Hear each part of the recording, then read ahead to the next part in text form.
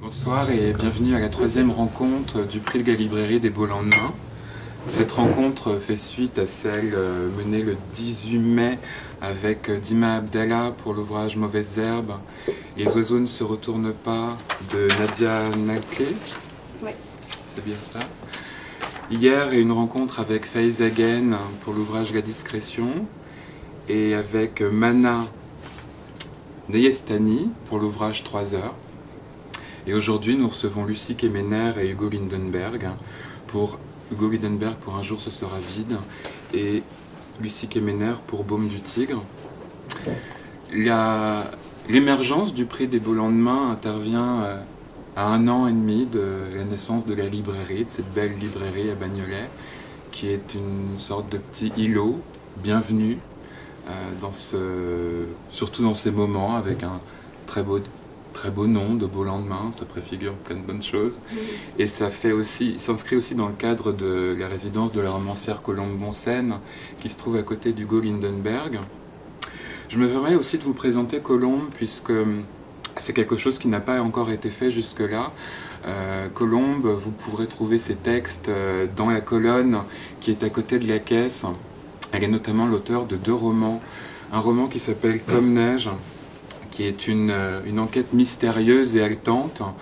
Alors je ne saurais pas vraiment comment la résumer, si ce n'est peut-être par une question qui dirait que faire quand on découvre que notre livre fétiche de notre auteur préféré n'a jamais existé et qu'on a égaré ce livre qu'on ne sait plus et qu'en fait on va mener donc cette espèce de quête pour aller trouver ce livre qui existe ou qui a peut-être pas ne jamais existé. Elle est également l'auteure de Vue mer, qui est une comédie assez intrépide et espiègle, d'ailleurs comme Colombe, qui est très intrépide et très espiègle, avec un style très concis, des phrases mordantes, avec un tourbillon de personnages sensibles. Je vous invite vraiment à lire Colombe, vous verrez, c'est vraiment que du bonheur. Et Colombe est donc en résidence dans le cadre de l'écriture de son 3e roman, un roman qui a pour thématique, ou en tout cas terreau, celui de la famille, des racines familiales. Et à ce titre, la thématique qui a été décidée pour ce prix est celle des racines. Et je vais donc présenter maintenant Lucie Kemener, qui est une très très jeune auteure, qui est sortie de l'Académie Delcourt, c'est bien ça, qui est donc une école, comment on pourrait appeler ça, une école de graphisme? Non, c'est une école de bande dessinée. Une école de bande dessinée.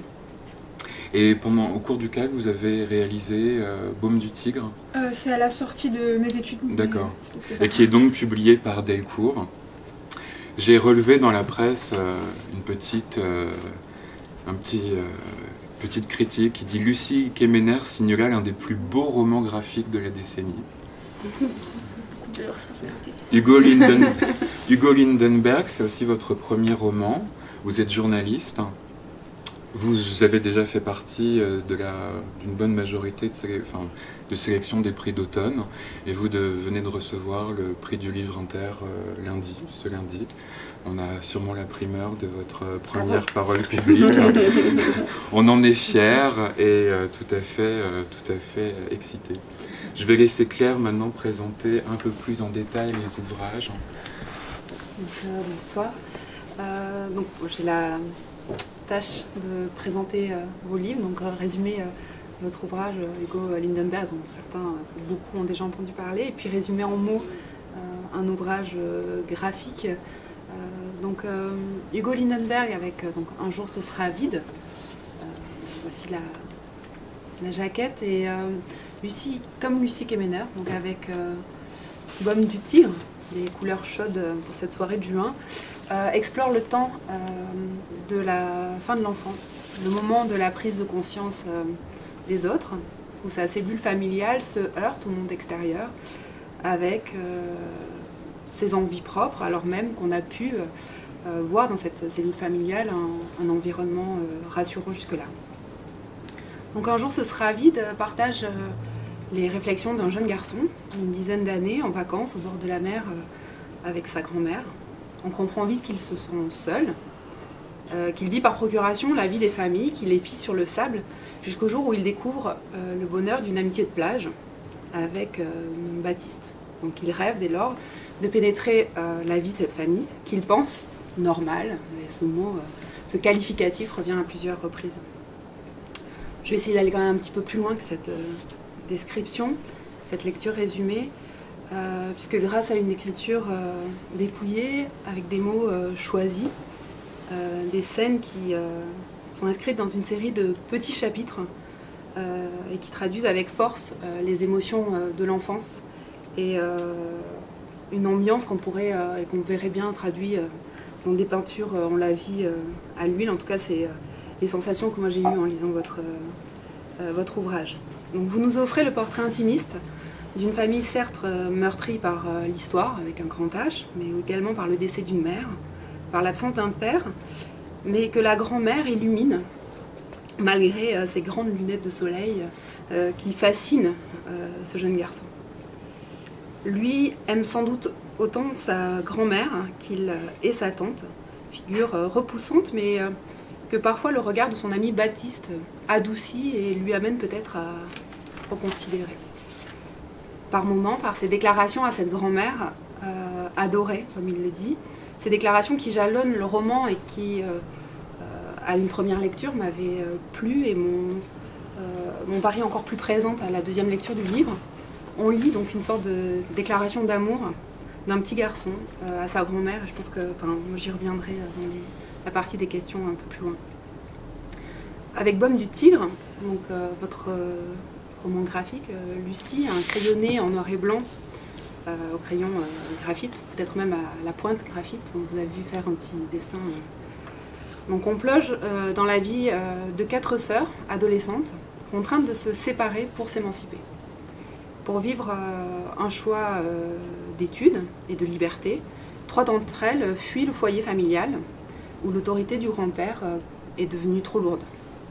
Donc ici, Kemener joue avec la mise en page, les blancs, la taille des cases, pour transmettre les émotions que vivent et ressentent l'ensemble des membres de cette famille.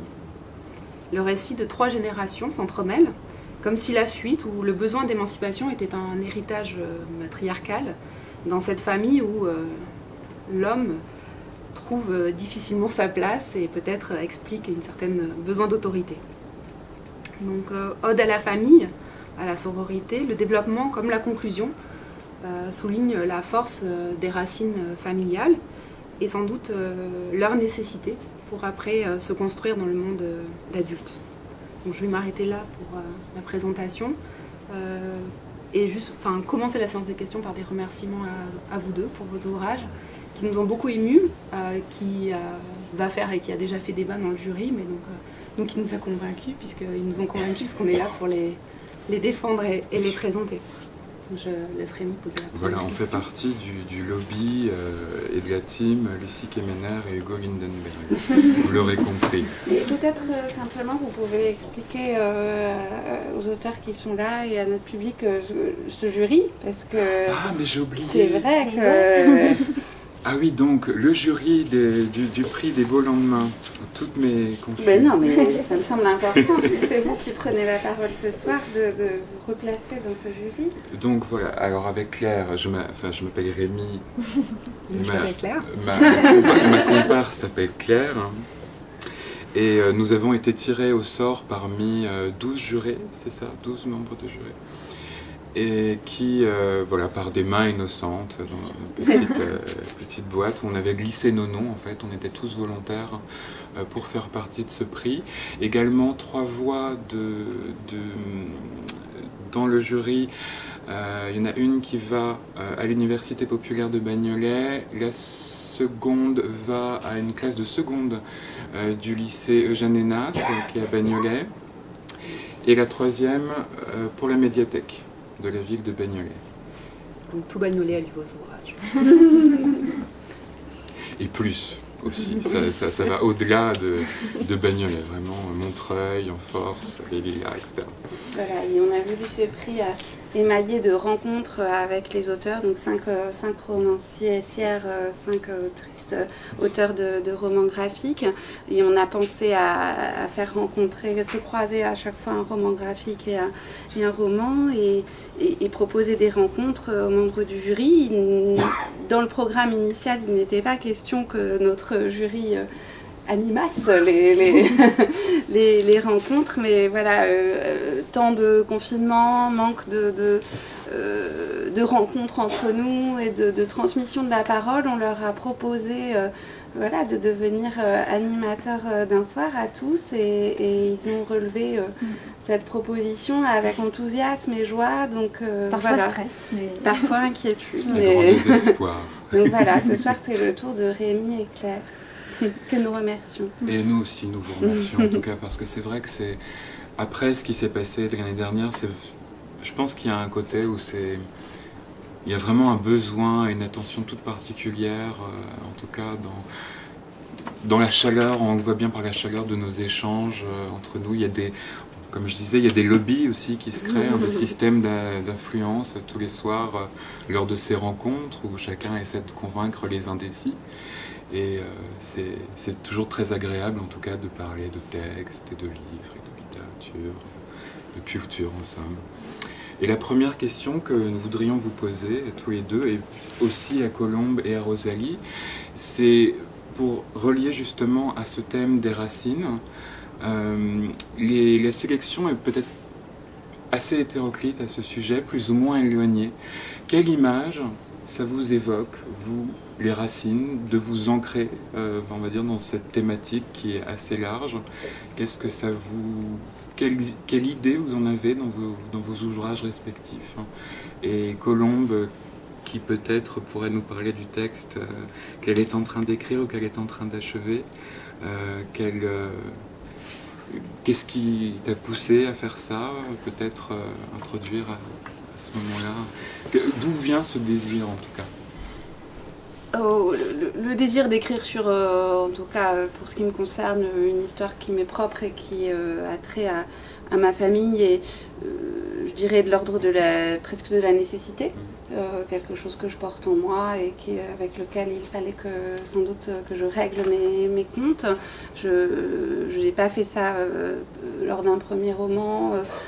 Disons que j'ai attendu peut-être une légitimité, peut-être une autorisation, voilà, j'y réfléchirai. Mais pour ce qui est des racines, moi c'est un thème qui m'évoque évidemment quelque chose lié à la terre, aux plantes, ce qui est en profondeur. Et c'était important, on a aussi fait ce choix de thématiques communes parce que j'arrivais à Bagnolet, la librairie s'installait à Bagnolet, donc il y avait vraiment l'idée d'ancrage. Et peut-être, en tout cas pour ce qui me concerne en tant que romancière, m'autoriser à écrire sur mes propres racines, demander d'être bien ancrée. Peut-être que tant que les racines n'étaient pas assez profondes, ça n'a pas été possible. Voilà. Et ensuite, c'est vrai que c'est un thème beaucoup plus large, et c'est ce qui a été fort dans le moment où on a commencé à lire les textes et à se rendre compte à quel point ils pouvaient se développer et croiser des textes différents, où moi je pensais très égoïstement à ma petite histoire familiale et ces questions-là, mais finalement la question des racines est question qui traverse beaucoup de textes et qui à mon sens fait partie de ce que peut être aussi la création. En fait, on réfléchit à nos racines et on les met à l'œuvre tout le temps dans ce qu'on fait. Mais je laisse nos invités peut-être répondre aussi à ça. Non, mais je sais pas, c'est marrant parce que je trouve que ça, moi après, je sais pas, c'est peut-être quelque chose qui existe aussi beaucoup dans la culture chinoise, mais ça m'évoque quelque chose de très français en fait, cette vision de famille comme un arbre en fait, justement, comme quelque chose de très linéaire d'une certaine manière. qui n'est pas forcément un sentiment que j'ai, ou au contraire, moi j'ai plutôt personnellement l'impression de faire partie d'une sorte de grande toile gigantesque qui s'étend divers endroits du monde, mais parce que c'est un peu le cas de ma famille en fait, mais après j'imagine qu'on peut poursuivre la métaphore sur des racines justement qui se répandent comme ça. Mais en tout cas, je sais que c'était, je pense que c'est une thématique que je trouve très pertinente. Après, je pense que Hugo parlera de son propre livre, de ce que j'en ai lu, mais après pour mon propre album, il y avait tout à fait cette volonté du coup de mentionner comme ça, de revenir à des histoires de famille, etc., de faire sa propre introspection un peu d'auteur vis-à-vis de ça et ce genre de choses. Et du coup, moi, je suis très heureuse de parler de ce sujet plus précisément ici. Non, c'est intéressant ce que vous dites. Moi, c'était évidemment la question des racines, elle m'intéressait dans l'écriture du livre. C'était vraiment la question du silence qui m'intéressait. Comment est-ce qu'on se construit et on part à la recherche de sa propre histoire quand la famille est structurée par le silence. Mais est-ce qu'on peut retrouver aussi? Oui, mais aussi.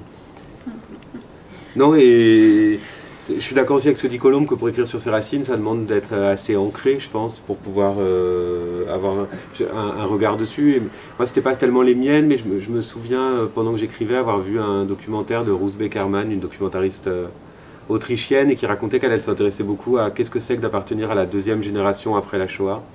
Et moi, je voulais raconter un livre sur qu'est-ce que c'est que d'appartenir à la troisième génération après la Shoah, mais sans jamais parler de Shoah. Et notamment parce que souvent, c'est des histoires qui sont marquées par beaucoup de silence et de secret. Et donc, je voulais vraiment qu'on se plonge dans cette absence de mots, quoi, et qu'on soit dans comment une histoire peut se faire à travers le silence. Mais, je sais pas, je peux rebondir, je sais la forme de la discussion, mais moi je sais que ça m'a beaucoup touchée dans ce livre, parce que justement ça faisait écho moi aussi à mon propre rapport familial, justement, où déjà dans le livre, où du coup la troisième génération justement n'a que des bribes en fait de ce qu'ont vécu leurs grands-parents, qui sont vaguement transmises à demi-mot par les parents, mais sans jamais vraiment savoir. Et même à la fin, quand du coup j'ai voulu mettre en scène une discussion entre une grand-mère la grand-mère et sa petite-fille, finalement elle-même en dit pas tant, et c'est seulement le lecteur qui lui a tout lu, qui sait ce qui s'est vraiment passé, mais ce que les petits-enfants eux-mêmes ne sauront jamais. Et moi je sais que c'est un peu un sentiment que j'ai eu, et alors c'est des contextes historiques extrêmement différents, mais voilà, où j'ai grandi avec un peu, on m'a dit que voilà, mes grands-parents avaient fui la guerre civile, mais laquelle, etc.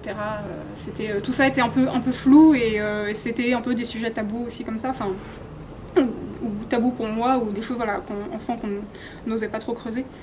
Et du coup, moi, c'est quelque chose qui m'a beaucoup touchée, et je pense après, je sais que j'ai des lecteurs aussi qui m'ont dit justement que ça faisait écho aussi à leur propre famille, d'avoir comme ça un peu des choses, même d'une gravité moindre vis-à-vis de l'histoire, etc., mais même des petits drames personnels et des choses comme ça qui étaient enfouis des générations précédentes et qui parfois ressortaient en sautant quelques générations comme ça. Et ce qui est intéressant, je trouve, en lisant ton ouvrage, j'avais l'impression, c'est que dans les deux, il y a des grands-parents qui vont imposer toute la structure familiale. Chez Lucie, c'est des attentes gigantesques, ou voilà, dans mon roman, c'était le silence. Mais finalement, c'est eux qui donnent le tempo à toute la famille, et ça se répercute vraiment sur les petits-enfants et sur, du coup, leur manière d'appréhender le monde. Et moi, ce que je trouve intéressant, moi j'explore une question de secret de famille, et du coup de silence également, mais plus intime. Et en fait, l'absence fait racine. C'est-à-dire que l'absence de mots fait racine. Et donc, celui qui prétend écrire sur ce silence doit trouver la manière de... en fait, oui, tu as raison de ne jamais dire, tout en plongeant dans ce silence qui est là, quoi, et qui se diffuse en surface, qui est là en profondeur et qui se diffuse en surface. C'est à mon sens ce que vous avez réussi à faire l'un et l'autre. Ouais. Du coup, j'avais une question, je pensais la garder pour plus loin, mais justement sur le rôle de la figure de ces grands-mères, aussi bien dans votre roman que Molenberg, que dans votre roman graphique. Lucie, peut-être je peux... Oui, pardon. Pardon. Donc, du coup, je disais que j'allais rebondir sur la figure de la grand-mère. Et je vais, pour donner une idée peut-être à ceux qui auraient pas lu, j'ai choisi des tout petits passages de l'enfant qui décrit justement le regard qu'il porte sur sa grand-mère. Et donc page 19, dans le chapitre Le baptême, donc le narrateur se demande comment son nouvel ami Baptiste va percevoir sa grand-mère. Mais surtout, il a surpris à mes côtés cette grosse dame en maillot de bain, une pièce, le visage profondément ridé, enfoncé sur une petite chaise pliante à motif tournesol qui tricote à l'ombre du parasol usé. Ma grand-mère adorait. Et je rebondis juste pour traduire, enfin en tout cas l'émotion, enfin ou le sentiment qui ressort de cette observation, parce qu'on voit cet enfant passe son temps à regarder sa grand-mère, et pour pouvoir poursuivre cette contemplation, il se tait, ou en tout cas il essaie de disparaître. Et donc page 33, il nous dit « Et une tristesse me vient de très loin, une tristesse qui me donne envie d'échanger avec elle, ma jeunesse, pour lui donner une vie encore, une vraie vie, dans laquelle elle aura quelqu'un d'autre qu'un enfant de 10 ans pour veiller sur ses vieux jours. » Et je finirai juste pour ce passage. Alors même donc qu'il la regarde, il écrit, il nous dit, page 59, « C'est ma manière à moi de l'aimer, une manière de chien. Ça me suffit parfois. C'est même une sorte de bonheur. S'il n'y avait que nous deux sur Terre, ça m'irait, ça sonnerait juste, ce serait même assez beau. » Et donc je voulais vous faire entendre ces lignes que j'ai trouvées très belles et qui m'ont beaucoup touchée, et mettre en regard une planche, de planche de Lucie, que vous nous offrez, où je trouvais amusant ou intéressant, page 51, justement pour incarner la présence de la grand-mère auprès de ces jeunes femmes. Vous réduisez les bulles, les cases, et on sent en fait que c'est une présence qui reste toujours presque muette, elle est silencieuse, et on voit, vous mettez tap-tap pour rendre compte de cette présence, de ce lien physique, comme si justement il fallait le souligner pour qu'on comprenne. Et la page suivante, les cases se font plus grandes, et pour montrer, je pense, un peu plus, du coup, en tout cas moi je l'ai perçu comme ça, la présence de la grand-mère qui au final, elle prend la place, mais elle est peut-être pas en premier rang quand les échanges, on le voit à table, mais par contre c'est elle qui va dire au grand-père, peut-être, qui mesure sans doute le risque que prend le grand-père de voir ses petites filles partir, parce qu'on comprend dans la suite de l'histoire qu'il y a quand même cette trame de la fuite, du besoin de déracinement pour se construire. Et du coup je voulais poser une question, alors que tous les deux, sans vouloir rentrer dans l'intime, mais c'est pas ça, je voulais savoir qu'est-ce que vous vouliez dire de ces figures, parce que ce ne sont pas les personnages principaux, même si il arrive dans la 3e séquence de ce chapitre, mais comment vous percevez, ou qu'est-ce que vous voulez donner à voir de ce personnage et de son rôle dans la famille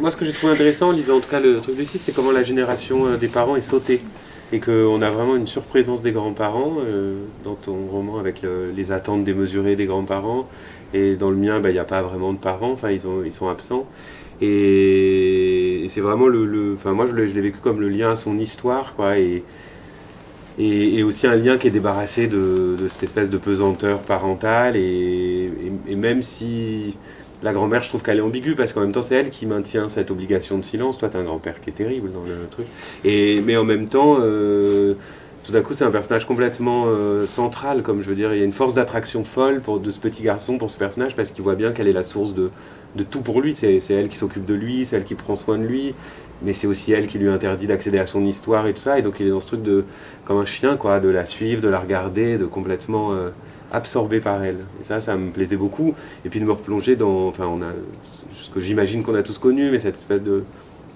relation très particulière aux grands-parents, quoi, qui est un lien très différent de celui qu'on peut avoir avec ses parents. Oui, je rebondis un peu là-dessus sur... je suis assez d'accord avec cette idée en fait, de la relation avec les grands-parents qui est un peu débarrassée comme ça des activités du quotidien et des repas et des devoirs, etc. Et pour se reconnecter avec un peu le concept de famille en général, je trouve. En plus, moi, en fait, dans cette bande dessinée, je voulais aussi parler en fait, de culture chinoise et notamment du rapport chinois à la famille qui place une très grande importance dans la structure familiale avec les grands-parents en fait. Et du coup, d'où en fait ce mode de vie de vivre avec les grands-parents qui est celui de qui est en mode de vie traditionnel de beaucoup de familles chinoises. Avec du coup voilà, une place qui est très importante, on vient vivre avec ses beaux-parents, etc. Alors que en France ou en Occident en tout cas, on est sur une cellule parent-enfant en fait. Et du coup, c'était aussi cette importance que je voulais montrer. Après, dans ce livre, je voulais aussi parler d'émancipation par rapport au patriarcat, au féminisme, etc.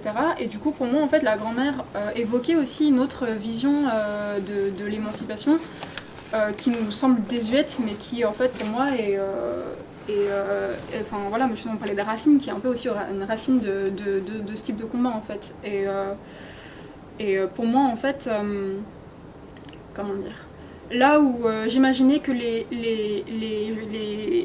sœurs incarnaient une vision un peu d'un féminisme un peu moderne, comme ça, avec une envie comme ça d'émancipation et d'action, en fait, je voulais casser en fait cette image d'un féminisme libéral où l'émancipation viendrait un peu de nulle part et de notre propre force interne, et en fait de montrer aussi l'histoire d'un combat, etc. Et qu'en fait si ces filles peuvent s'émanciper, c'est aussi parce que en fait leur mère et leur grand-mère l'ont fait à leur manière et n'ont pas pu le faire aussi, et nuancer un peu ce propos et montrer aussi qu'en fait la grand-mère qu'on voit comme ça au début justement qui est présentée de manière très discrète, même si en fait du coup sur la page c'était aussi très, très basiquement j'avais mis des petites cases pour évoquer un peu des pages d'un calendrier qui se tournait et évoquer une unité de temporalité qui passait et ensuite les grandes pour rentrer dans l'action présente, enfin voilà, c'était la parenthèse.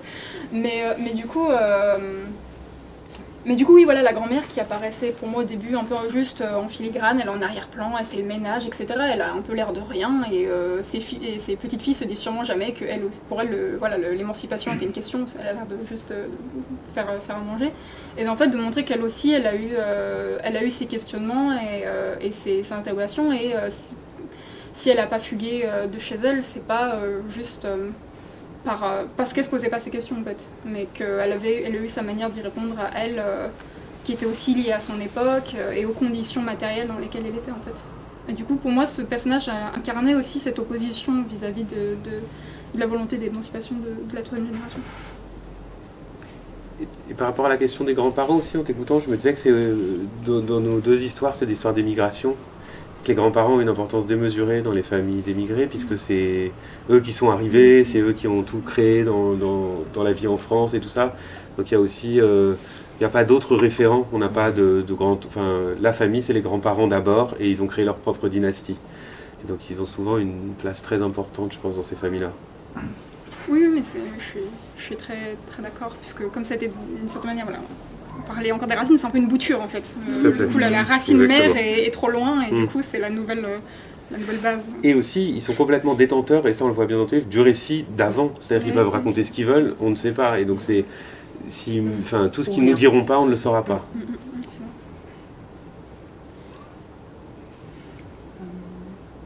Vous parliez de... Vous disiez en aparté, petite case, grande case, calendrier. Justement, avec quelques questions sur vos travaux d'écriture respectifs. Alors, juste comment, que ce soit par l'écriture ou par le dessin, parce que je sais comment vous abordez un tel sujet, comment on structure, par exemple, on voit dans Un jour ce sera vide, une série de petits chapitres qui posent en plan, où on s'installe dans une scène Lucie, vous avez fait la choix sur une construction avec des temporalités très marquées, sur un temps relativement long, avec des retours. Et du coup, comment ça se construit en fait dans son atelier ou sur son bureau, dans sa chambre, je sais pas.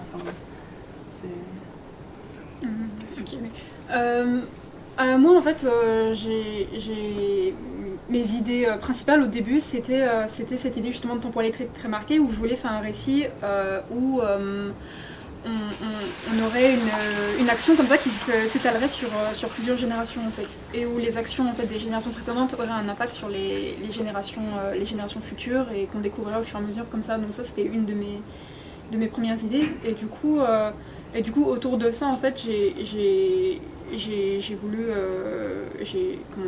structurer mon récit comme ça, et ensuite l'autre idée, c'était pour moi de faire un récit de post-migration, mais qui est un peu justement cette même question en fait, parce que surtout qu'il y a comment dire, d'autant plus quand le pays est loin, etc., qu'il y a des conflits. Ça, c'est souvent pour moi, en BD, j'ai souvent vu traiter ça un peu d'une manière témoignage du récit, un peu à traverser de la frontière, etc. Et je pense que c'est des récits qui sont nécessaires, évidemment, mais comme si, en fait, une fois qu'on est arrivé dans notre pays d'accueil, tout est fini, voilà, tout est réglé.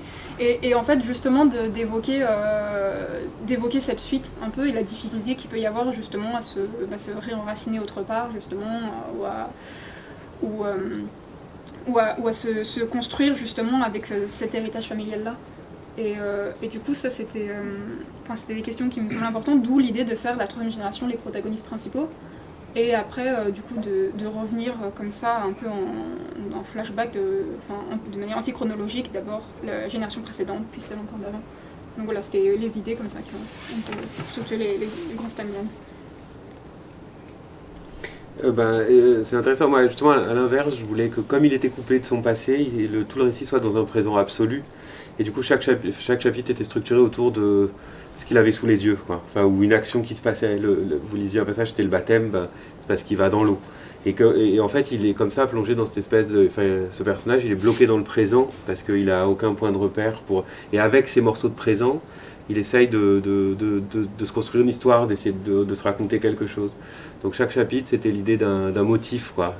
Chaque chapitre a un titre, et c'était vraiment, il lui arrivait un événement, c'est les fourmis, parce qu'il a vu des fourmis, et donc il va complètement obsédé dessus, mais en filigrane, chaque chapitre devait raconter quelque chose de l'histoire qui lui échappe à lui-même. Comment s'est passée la construction on va dire, consciente et inconsciente de votre roman ? Parce que j'ai l'impression que ça vient comme ça, c'est-à-dire que c'est une sorte de rêverie. On ne sait pas où se situer en fait par rapport à la réalité. Quand est-ce qu'on est dans le fantasme? Et comment se succèdent ces images, ces dramaturgies en fait, cette succession de dramaturgies. Vous avez tous les deux en plus des romans qui sont en 3 parties. Donc vous, c'est lié à des personnages, et vous, c'est lié à des... Alors la deuxième partie, c'est les monstres. La première partie, c'est Baptiste. La troisième partie, j'aimerais bien revenir, ça s'appelle Les mondes engloutis. Comment... J'ai remarqué qu'on avait la même structure. Ouais. Moi, j'ai beaucoup travaillé quand même avec cette idée que j'ai empruntée à la psychanalyse de libre association. C'est-à-dire de dire, j'ai justement ce motif qui m'apparaît et qui est important. Je sens qu'il est important pour le personnage. Et après, c'est vraiment ce que vous disiez, c'est-à-dire c'est conscient et inconscient. Moi, j'avais envie de mettre des choses, et après, je me rendais compte que j'y avais mis aussi des choses sans le vouloir, mais qui tombaient vraiment à pic, d'aussi me laisser entraîner un peu parfois par le récit, et de le laisser progresser parfois de lui-même. C'est vrai que le fait que Baptiste, par exemple, redevienne une sorte de personnage dans une petite mise en abîme comme ça, c'est quand même assez troublant. Et je résiste pas à la tentation de vous lire un passage que je trouve absolument magnifique. C'est au début de la deuxième partie, Les monstres, chapitre 9, qui s'appelle L'attente. Les méduses sont les cerveaux des cadavres des naufragés. Les méduses communiquent entre elles, et j'en ai tué tant que je les entends désormais hurler dans l'écume. J'ai libéré leurs âmes en trifouillant leurs méninges de la pointe de mon bâton. Est-ce que Baptiste les entend aussi? Je suis malade à l'idée de Baptiste. Je voudrais me purifier dans la mer pour tout oublier, mais tout seul, je ne sais pas. Je n'ai pas cette légèreté qui permet aux autres enfants de se défaire de leurs vêtements, d'un geste, et de courir dans les vagues en tendant les bras comme pour des retrouvailles. Il n'y a pas si longtemps pourtant, je comptais les pas qui me séparaient de la plage, c'est-à-dire de Baptiste. J'étais à 75 enjambées de la vie.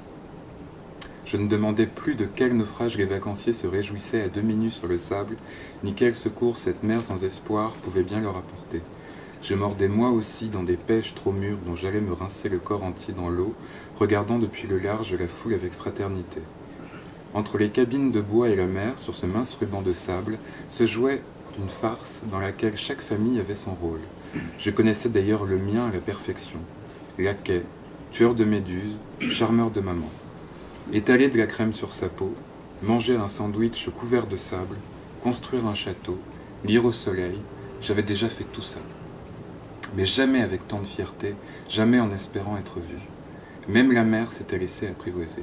Ses profondeurs opaques, autrefois peuplées de monstres à la dentition fantasque, j'en connaissais désormais les contours maternels et les hôtes craintifs, abrités sous les rochers, comme l'aigle sur la plaine.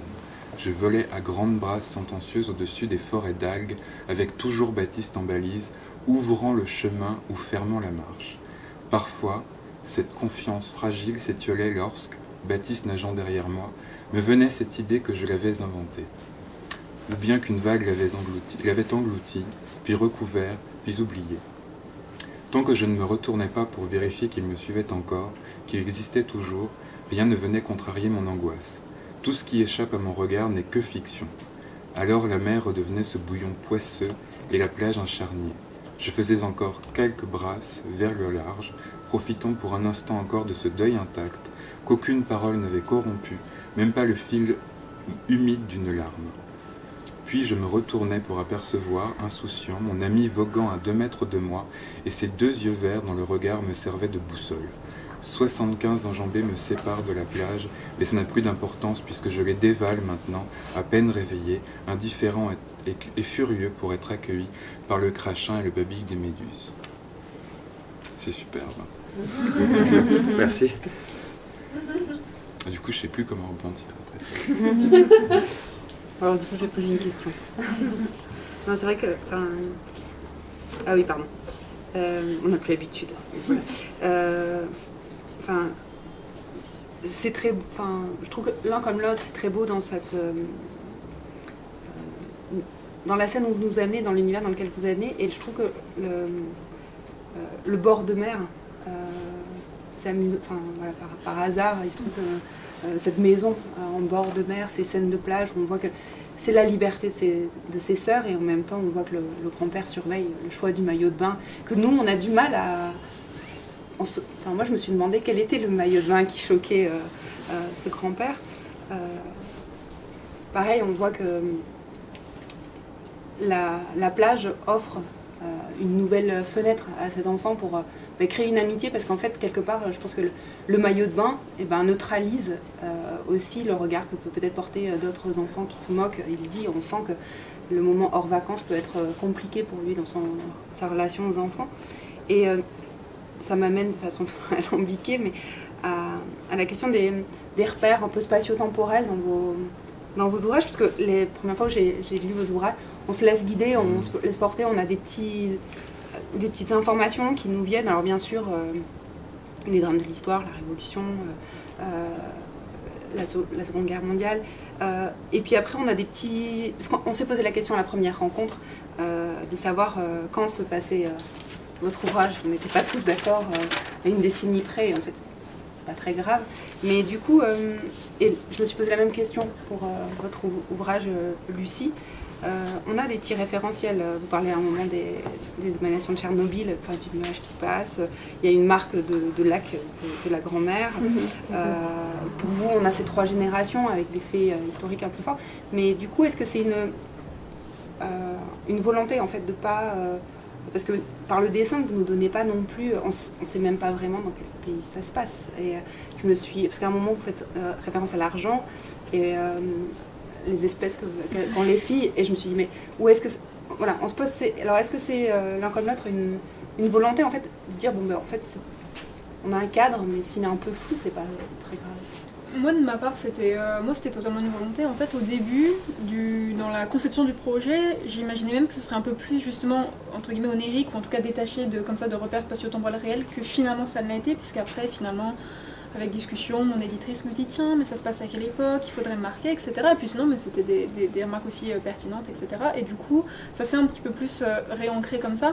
Mais moi, je voulais pas faire de référence au début à des pays précis justement parce qu'en fait, pour moi, c'était des problématiques qui pouvaient se placer à n'importe quel pays. Et du coup, moi, j'ai pensé à la France un peu intuitivement, aux États-Unis aussi, où du coup, qui est un peu le pays qui incarne aussi l'histoire de la migration aussi. Et où du coup, j'imaginais justement un peu comme Ellis Island, etc., un peu des vestiges comme ça d'endroits qui avaient accueilli les migrants, etc., dans le squat par exemple que visitent les personnages. Et après, finalement, voilà, ça s'est un petit peu plus réancré. Et de même, par exemple, voilà, je faisais répondre à la Révolution. Au début, j'ai hésité aussi en me disant est-ce que je fais référence par exemple parce que dans la profession de ma famille, ce serait plutôt la guerre civile au Cambodge, un équivalent, mais après, ma famille est quand même d'origine chinoise aussi, encore plus loin. Et du coup, je voulais aussi réancrer ça en disant je préfère, j'annonce, je parle de culture chinoise, et du coup, de proposer un peu un repère qui parle plus aussi. Et du coup, il y a eu un peu ces différentes volontés qui ont amené à l'ambiance un peu, mais du coup, c'était volontaire. Et je sais pas, j'espère que je parle pas trop, mais je rebondis sur la mer. En fait, c'est vrai que, je sais pas, j'ai l'impression qu'on l'a traité quand même assez différemment. Moi, en tout cas, en fait, finalement, pour moi, je bloquais justement sur le scénario et tout s'est un peu restructuré. Au moment où je me suis dit, ah mais je vais mettre la famille au bord de la mer en fait. La maison sera en bord de mer parce qu'au début j'imaginais en ville, etc. Justement, type dans le quartier chinois de leur ville ou quelque chose comme ça. Et en fait, outre les conditions de dessin, de mise en scène, etc. qui sont forcément là, qu'on va devoir dessiner les rues, etc. C'était aussi d'accentuer cette idée un peu justement d'isolement en fait, d'une famille qui est tout à fait recluse sur elle-même et qui vit éloignée de tout. Et pour moi, ça invite un peu naturellement à une fuite vers la ville, ou en tout cas cette opposition en fait entre les deux. Et du coup, pour moi, c'est à ce moment-là que du coup la trajectoire en fait de la troisième génération s'est dessinée en me disant elle sera éloignée comme ça un peu du reste du monde entre guillemets, et elle va essayer de rejoindre ça. Merci pour votre lecture hyper attentive des livres. Et pendant ton roman, justement, au début, je me disais, mais mince, c'est où cette plage? Et puis la ville, ah, c'est Paris, ah ben non, c'est pas Paris et tout. Et après, je me suis dit, c'est vachement intéressant, ça donne aussi cette sensation de. Quand on ne connaît pas bien son histoire, quand le pays dans lequel on est, on n'a pas forcément des amis de ce pays et tout, il y a plein de signes qui font pas sens. Et parfois, on habite les mêmes lieux, mais ils sont un peu flous quand même. Et ça, moi, ça m'a beaucoup plu. Et puis aussi, j'ai trouvé, je sais pas si c'était exprès, mais cette falaise, c'était aussi un peu l'impasse dans laquelle le grand-père met tout le monde. Je trouve cette maison qui est comme ça, acculée. Ouais, complètement. Que Lui-même a hérité. Oui, tout à fait. Oui. Du coup. Mais, je sais pas, je veux pas te couper. Non, non, vas-y, tu veux dire. Non, mais je sais pas, mais je trouve assez juste en fait aussi cette idée de manque de repères dans sa propre histoire en fait, justement. Parce que justement, moi je me suis posé cette question aussi en me disant est-ce que je nomme le pays d'origine par exemple de la famille, mais voilà, par exemple, je réfléchissais aussi vis-à-vis de ma propre histoire, de moi, qu'est-ce que j'avais envie de dire de ma propre histoire, où du coup, en fait, ma famille est d'origine chinoise, mais ma mère est née, et ma grand-mère sont nées au Cambodge, mais le pays d'où ils sont venus depuis France, c'était Taïwan. Du coup, qu'est-ce que je présente, en fait? Qu'est-ce qui est, finalement, l'autre pays d'ancrage? Parce que c'est plus souvent, en fait, il y en a rarement qu'un, en fait, même pour beaucoup de familles immigrées, c'est rarement d'un point A à un point B, en fait. C'est un parcours qui est parfois plus compliqué. Du coup, et voilà, et après, en plus, comme on disait, les générations passant, on perd un peu les repères en plus, et moi-même, il m'a fallu beaucoup de temps avant de commencer à reconstituer justement les endroits où ma famille avait vécu, etc. Et sur les repères temporels, je suis d'accord avec Lucie que en les gommant, c'est aussi une manière de rendre l'histoire un peu plus universelle. Alors moi j'ai quand même mis des choses, et puis j'en ai enlevé après, et puis je savais pas trop et tout, puis je voulais quand même l'ancrer aussi dans moi ce que je connaissais, c'est-à-dire, et puis je voulais que ce soit suffisamment proche de la Shoah pour que ce soit crédible, que la grand-mère puisse vivre avec son petit-fils et tout ça. mais je trouvais que ça n'avait pas tellement d'importance, et je voulais aussi qu'on soit plongé avec lui dans l'événement, et quand un enfant il naît à une famille, quoi, il sait pas ce qui se passe, et je voulais qu'on soit un peu comme lui, dans des indices, mais pas forcément en sachant... on nous donne pas un livre avec voilà ton histoire, il faut la découvrir petit à petit. Et je voulais qu'on soit comme cet enfant, à se dire pendant tout le roman, ah bah alors il s'est peut-être passé ça, mais la mère, qu'est-ce qui lui est arrivé, on ne sait pas, bah lui non plus en fait, il ne sait pas. Et voilà, je voulais plus que connaître l'histoire de cet enfant en particulier, que moi-même je ne suis pas sûr de connaître, je voulais qu'on soit plongé avec lui dans cette angoisse de ne pas connaître son histoire. Et pourtant, dans votre roman, à la différence du roman de Lucie Quéméner, il y a quand même beaucoup de références interculturelles, c'est-à-dire que c'est quand même une profusion à la fois musicale, ça peut être très bien de la culture populaire ou alors de la culture jeunesse. Vous pouvez nous dire comment vous avez travaillé justement avec ça, comment vous les avez ordonnées en tout cas dans l'écriture et à quel moment elles venaient ponctuer ce récit. J'ai hâte de vous entendre parler des mondes engloutis. Ah ouais. Parce que j'ai tapé, moi je connaissais pas, j'ai tapé sur internet, donc je suis tombé, j'ai regardé le générique et j'étais assez étonné parce que moi, c'est vrai que le monde englouti par rapport à la sonorité, je ne m'attendais pas à cette référence culturelle. C'est parce que Les Mondes Engloutis, c'est un dessin animé des années 80 et qui raconte l'histoire d'un monde qui est en train le soleil d'un monde qui est en train de s'éteindre. Et pour sauver ce monde, les enfants doivent partir à la recherche de leur passé parce que c'est un monde dans lequel les anciens ont rendu le passé tabou. Et comme beaucoup de choses de mon enfance, je les adorais sans comprendre pourquoi je les adorais. Et quand j'ai écrit le livre, j'étais vachement à la recherche de cette idée-là, c'est pour ça que j'ai fait intervenir Mike Brandt à un moment, enfin tout ce qu'on peut appeler, ce que vous dites, la culture populaire, parce que je me disais, quand un enfant c'est un petit enquêteur, enfin c'est comme ça que Piaget le définit, et de dire, on prend partout où on peut des éléments qui peuvent nous sauver et peut-être nous donner un peu des indices sur les choses, et on va pas forcément les chercher dans les choses les plus... on les prend là où ils sont, quoi. Et Les Mondes Engloutis, en plus, ça correspondait exactement à ce que je voulais raconter, puisque cet enfant, il vit sur un monde, sur les décombres d'un monde englouti, et c'est pour ça que la plage aussi ça me plaisait, et parce qu'il y a cette idée permanente d'engloutissement et tout ça, et je trouvais ça, ce clin d'œil me plaisait d'appeler cette partie comme ça, parce que c'était aussi un hommage à ce dessin animé, et puis de cette manière de dire oui, c'est ça qu'on fait feu de tout bois, quoi, quand on a besoin de se sauver la vie.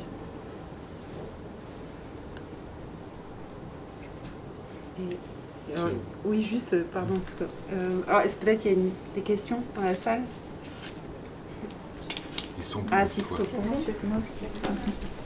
Moi, c'est levez-vous et en discussion. Moi, j'ai une question au niveau des titres. Sur les deux ouvrages, en fait. Pourquoi ces titres?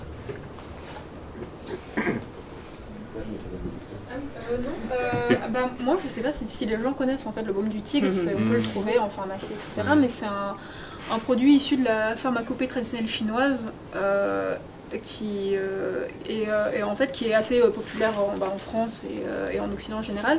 Et du coup, je trouvais en fait outre un peu l'évocation de la médecine, etc., qui revient dans le livre, pour moi il symbolisait assez bien en fait la possibilité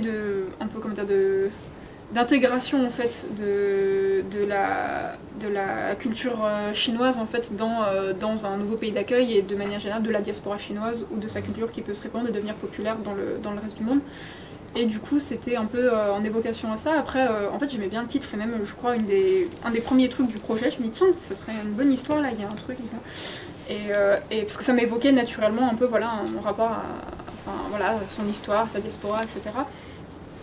Et puis après, du coup, je trouve que ça peut évoquer aussi comme il y a un peu une dimension de soin, un peu, ou c'est ça, en fait, de se repencher sur ces questions, et en fait, de parler de médecine traditionnelle chinoise, qui, je pense, qui pour moi, comme divers éléments, et c'est un peu un moyen aussi culturel de se reconnecter, en fait, à sa culture, à son histoire, etc., et de prendre soin des uns des autres, et du coup ça évoquait aussi tout ça.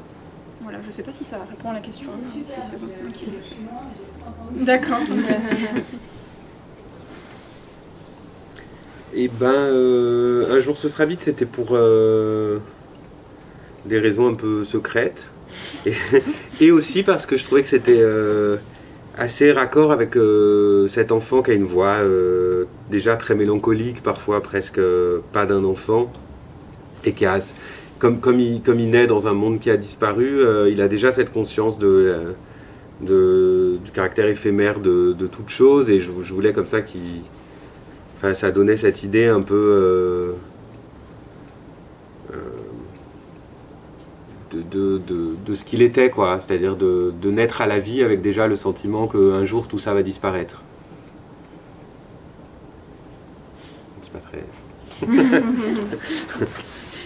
Mais c'est parce que les membres du jury du prix Les Beaux Lendemains étaient très frustrés de ce titre et appellent certains membres du jury. Parce que à ton exception. Oui, et à ton exception, toi aussi. Ouais, je me suis mis au titre. Oui. Ah, tu t'es mis au titre, ça y est, bah, c'est bien. Parce que, voilà, elle appelle les méduses, mais c'est parce qu'ils se trompent, la couverture est trompeuse. En plus d'être comment on dit, le plus beau roman de l'année, Dixit qu'a librairie Les Beaux Lendemains, c'est aussi la plus belle couverture, probablement. Et c'est pour ça, c'est trompeur. Et c'est pas un titre facile, j'en avais conscience, mais ça me déplaisait pas. Parce que j'aimais bien de pas forcément avoir un titre qui était un titre. Catherine avait une question. Pardon. Oui, alors à propos du titre, justement, ça vient dans le roman d'une angoisse du petit garçon par rapport à la mort éventuelle de sa grand-mère aussi. Il voit son corps et il a peur que son corps se vide en quelque sorte, que ses seins se ratatinent. Hein. Mais moi j'avais une question un peu sur la distorsion du temps, parce qu'on a l'impression que la tante, qui à la fois lui fait très peur, mais en même temps il sent qu'il y a peut-être chez elle le moyen de saisir des éléments, des bribes de son passé. Et il veut à un moment, je ne sais plus exactement, il a ouvert son placard, je crois, et il a trouvé un jeu, je ne sais plus si c'est un Jokari ou un Diabolo, et il voudrait le lui emprunter. Et la tante dit, mais non, mais moi j'ai peut-être envie, alors qu'elle est adulte, enfin, moi j'ai envie d'y jouer. Donc il est extrêmement frustré que sa tante ne veuille pas lui transmettre un jeu qui est pour les enfants. Et d'un autre côté, chez le petit garçon, il y a un passage qui, moi, m'a beaucoup étonnée, où il s'angoisse à l'avance de ce que pourrait être le service militaire pour lui. Et j'ai trouvé ça incroyable, comme l'attente finalement est dans l'enfance, et lui, il est déjà dans les angoisses d'un adulte. Oui, c'est marrant.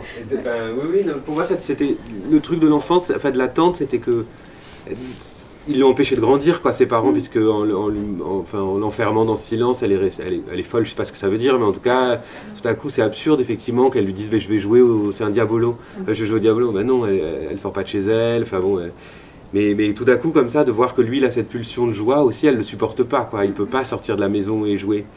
Et effectivement, lui, il est pris aussi dans des angoisses complètement anachroniques. À 10 ans, on n'est pas censé se dire qu'on a peur du service militaire, mais ça, c'était aussi pour incarner sa peur de rencontrer d'autres garçons, d'être confronté à la violence. Exactement, voilà. Et il se dit sans mère, lui il est à la quête d'une mère, il dit mais qu'est-ce que je vais faire dans un monde où il n'y aura pas de maman? En fait, c'est déjà le monde dans lequel il est, mais... Et d'ailleurs, on sent très bien que tous les hommes finalement qui passent par là sont dangereux finalement. Chez toi aussi. Ouais. Dangereux, tellement passifs qu'ils en sont dangereux. Oui, mais non, quand même dans votre... Pardon, je rebondis sur... Non, dans votre roman graphique, on voit quand même cette figure du grand-père qui est qui paraît dur. En même temps, au moment où il y a la planche, là, je vais peut-être pas la retrouver, mais cette planche où il accueille sa fille qui est dans une nécessité absolue et qui au final revient parce qu'elle ne sait plus où elle est, et ce qui lui demande à elle aussi du courage parce qu'on comprend qu'elle est partie pour des raisons fortes. Je crois que c'est 3 cases ou 4 cases où on voit toute l'humanité en fait de ce grand-père, qui lui aussi, moi je trouve, presque, comment dire, à la fin je me suis dit oui, mais on aurait aimé aussi peut-être voir parce que souvent la figure du grand-père, il s'impose aussi d'être fort, d'être le pilier de la famille, il porte des choses, et j'ai trouvé voilà, dans ces 3 petites cases, vous lui rendez quand même hommage. Alors après on le voit faible, on le voit avec sa fille, hein. Mais là il est encore adulte, jeune, enfin, et donc je trouve, voilà, En fait, oui, moi je sais que c'est quelque chose que je voulais montrer aussi, justement, que voilà, justement, les hommes font peur ou sont un peu comme ça menaçants de manière générale. Enfin, moi c'est un peu, je trouve que c'est un peu le cas dans le monde en général quand même, il y a une tendance, mais après justement je voulais montrer qu'en fait c'est pas, déjà c'est pas quelque chose d'essentialiste quoi, c'est pas genre juste que le grand-père est méchant par nature en fait, et qu'il a pas toujours été comme ça et du coup, en fait, notamment le fait aussi de revenir justement sur la vie de la mère, de la grand-mère, c'était de voir aussi en parallèle, même si on se met jamais dans son regard, le grand-père, comment lui il a pu être avant et qu'est-ce qui l'a amené à être comme ça. Et en fait, de montrer aussi par opposition, comment dire, parce que je réfléchis. En fait, on m'a déjà fait cette remarque un peu parfois de lecteurs qui m'ont dit, je sais plus, on m'a déjà posé cette question un peu, est-ce que aussi c'est lié à sa culture, au grand-père? Mais moi en fait, je voulais montrer que justement, en fait, c'était un peu l'inverse et que justement à l'extérieur, les hommes aussi sont méchants et du coup on trouve entre guillemets plein de, du coup il y a différentes scènes pour moi avec lesquelles je voulais exprimer cette idée. Et du coup, sans revenir du coup sur chacun, en fait, de montrer aussi que le grand-père, en fait, c'est aussi justement parce que justement, il a eu cette vie difficile d'immigré, qu'il a été victime de racisme, et que sa vie a été structurée par ça, et que du coup, en fait, finalement, l'autorité patriarcale, c'est la dernière qui lui reste, en fait, puisque tout le reste un peu de la société, comme ça, le rejette, et que du coup, c'est le dernier endroit où il peut avoir un peu, c'est les dernières valeurs comme ça qui sont importantes pour lui. Et c'est l'occasion qu'il peut avoir justement en fait d'avoir de l'autorité, c'est déjà sa famille, mais du coup ça va avec cette dimension justement d'aide à la famille en fait. C'est que du coup et je voulais montrer justement avec la scène du maillot de bain, etc. où en fait il s'inquiète du coup de ses petites filles sont correctement habillées ou quoi, mais par contre il est prêt tout à fait à donner son argent pour qu'elle soit bien et qu'elle s'en achète un autre, et de montrer aussi qu'en fait il y a une forme un peu de générosité, de protection, et en fait, c'est marrant, quelqu'un fait la remarque en disant mais on dirait un parrain de mafia un peu. Et il y a un peu cette, et en fait, il y avait un peu cette idée pour moi d'une sorte de figure comme ça centrale du grand-père qui va, à la fois protéger, mais en retour d'obéissance en fait. Et du coup, comme un schéma un peu comme ça de mafia ou autre, mais voilà que c'est du coup un service contre l'obéissance en fait un peu, et du coup d'exprimer un peu cette dynamique en fait, de manière plus nuancée, puisqu'après ça se retourne, etc. Mais du coup voilà, oui, ça me semble un personnage qui à nuancer aussi, et qu'il n'est pas juste méchant par envie d'être méchant comme ça en fait. Et puis il est sévère, mais je suis pas sûre il est dur, mais oui. Je suis pas sûre qu'il est pas. Oui, après voilà, mais c'est ça, mais du coup, en fait, pour moi, il est, comment dire, en fait, je voulais montrer, que du coup, qu'il abuse d'un pouvoir patriarcal, etc., et qu'il est violent, qu'il a une forme de violence, en fait, envers du coup sa femme, sa fille, ses petites filles, etc., et de montrer aussi comment, comment il en était arrivé là, etc. Et j'aurais une question pour vous. Je peux? Oui, pardon. Pour vous, Hugo, en fait, il y a quelque chose qui m'a beaucoup fait rire, parce que cet enfant, il a des grands éclats, et en même temps, des fois, il a des... On parlait de méchanceté, il peut être très dur ou très acide, et moi, j'ai beaucoup aimé le chapitre du groom, espèce de... Pour ceux qui ne se souviendraient pas, alors... Il choisit la vaisselle pour lui et sa grand-mère, donc c'est les jolies assiettes, et il prend l'assiette ébréchée pour sa tante. Il choisit les verres qui sont bien propres, et il laisse sa tante, il choisit pour sa tante le verre avec le morceau d'agrumes séché qui a pas. Et en fait, j'ai une question très naïve. Je voulais savoir si c'est quelque chose de vos souvenirs d'enfant, parce qu'on peut avoir ça dans enfant, des fois de se dire qu'on... Alors, si on y pense bien, on va souffler des énergies aux choses, ou c'est quelque chose de vraiment de... Non, je l'ai inventé, je faisais pas ça. Tout serait pardonné. Mais je voulais vraiment... Il a un problème avec l'ambivalence, quoi. C'est-à-dire, il est ou très violent, ou très doux, ou il adore, ou il déteste. Et je voulais qu'il y ait un truc avec le pur et l'impur, et puis qu'il y ait beaucoup de place aussi pour la pensée magique. C'est-à-dire pour l'idée que... si on croit vraiment les choses, ou il voudrait agir sur son environnement, il peut pas, et donc il peut pas se débarrasser de cette tante, où il y a le père de son copain Baptiste qui aimerait bien qu'il disparaisse pour être tranquille avec la mère, et donc son pouvoir à lui c'est un enfant, donc c'est de mettre un verre un peu crade en se disant, ça me plaisait, Puis aussi vraiment de donner vraiment une grande place à son imaginaire, quoi. Donc, le grume. Le grume.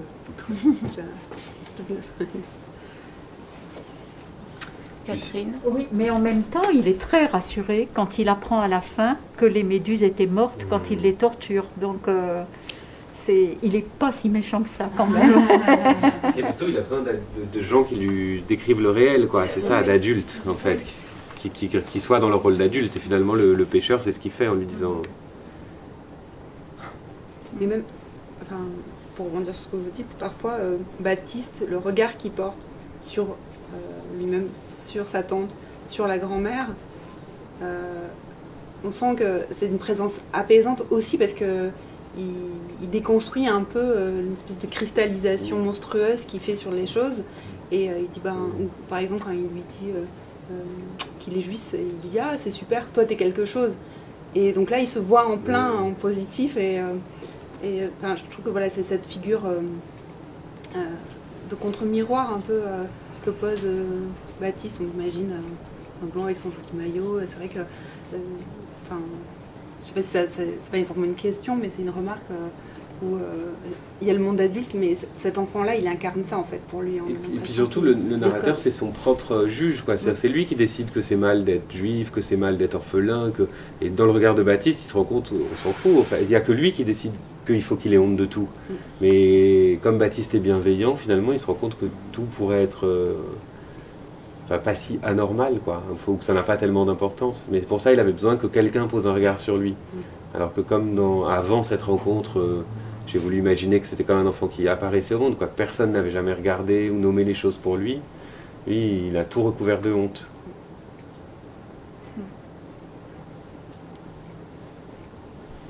Par rapport à votre roman, justement, et aux méduses, moi j'avais une interrogation. Alors moi j'ai vraiment ressenti un climat très lourd et presque des fois morbide par rapport à cet enfant. Et je me demandais si vous, dans votre imaginaire, alors vous n'êtes pas obligé de tout me dire, mais si vous faisiez une analogie entre ces méduses dont on ne sait pas si elles sont vivantes ou si elles sont mortes, et cet enfant qui, des fois, on a l'impression, se pose cette question, justement, est-ce que je suis vivant, est-ce que je suis mort? Exactement, c'était vraiment cette idée que, en plus, autour de lui, tout le monde est un peu entre les deux mondes, parce que sa grand-mère, elle est muette, la tante, elle est folle, mais sa mère, elle est morte, il y a dans l'album de famille, c'est des choses qu'on n'a pas forcément dites, mais il manque des gens et tout ça, donc il vit dans un monde tout le temps entre les vivants, les morts, les vivants, les morts, et je suis d'accord que lui-même, dans son caractère un peu dépressif, quoi. Enfin, justement parce qu'il est happé comme ça par toute cette mort qu'il y a autour de lui, parfois il peut se poser la question. Et du coup, les méduses, c'était parfait parce que c'est cette espèce de matière vivante, mais c'est pas vraiment évident qu'elles sont vivantes, quoi. Et ça symbolisait aussi tous ces cadavres manquants, quoi. C'était vraiment ça mon idée. Je crois qu'il y avait tes questions au fond. Tu peux vous lever. Oui, parce qu'on n'est pas en retard. Bonjour, alors je suis arrivée un peu en retard, donc je ne sais pas si vous avez déjà abordé cette thématique, mais moi ce qui m'a frappé dans vos deux ouvrages, c'est la question de la fratrie. D'un côté, j'étais hyper touchée avec le roman graphique, de la solidarité entre les filles qui commencent à faire une grève. Enfin, il y a vraiment quelque chose qui sont hyper fort, un lien, et on sent bien que si elles n'avaient pas eu tout ce lien, peut-être que ça aurait été plus difficile de s'émanciper, tout en gardant lien avec la famille. Enfin, il y a vraiment quelque chose d'hyper fort. Et à l'inverse, ce jeune garçon d'un jour sera vide et désespérément seul, quoi. Enfin, il y a quelque chose vraiment enfin, pour moi en tout cas, qui a été très, très dur. J'ai même eu du mal à lire ce livre tellement cette solitude était, j'allais dire, poisseuse. Moi je l'ai dit.